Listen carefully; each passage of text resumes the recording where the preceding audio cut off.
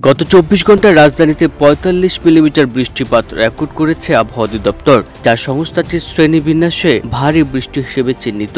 হালকা বৃষ্টি ও দক্ষিণ পূর্ব দিক থেকে ঘন্টায় ১০ থেকে ১৫ কিলোমিটার বেগে বাতাস প্রবাহের সম্ভাবনা রয়েছে আগামী ৬ ঘন্টায়। ওয়ালটন এখন দেশের সীমানা পেরিয়ে পৌঁছে গিয়েছে ৫০টিরও বেশি দেশে। ওয়ালটন, ঘরে ঘরে বিশ্বজুড়ে।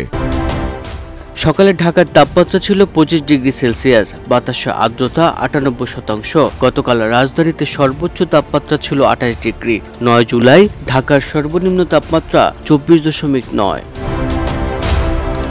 এদিকে দেশের আভ্যন্তরীণ নদীবন্দরগুলোর জন্য ১ নম্বর সতর্ক সংকেত জারি করেছে আবহাওয়া অধিদপ্তর। খুলনা, বরিশাল, পটুয়াখালী, নোয়াখালী, কুমিল্লা, চট্টগ্রাম ও কক্সবাজার অঞ্চলে ঘন্টায় ৪৫ থেকে ৬০ কিলোমিটার বেগে দমকা বা ঝড়ো হওয়ার আশঙ্কা রয়েছে, সঙ্গে বৃষ্টি ও বজ্রবৃষ্টিও।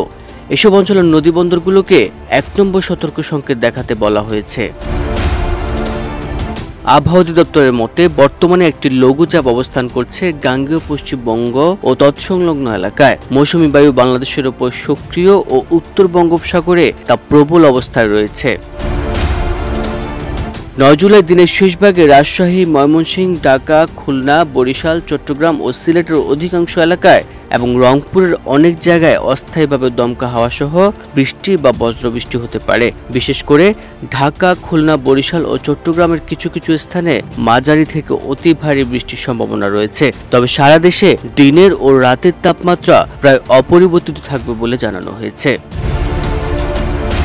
ডেস্ক রিপোর্ট, দেশ রূপান্তর।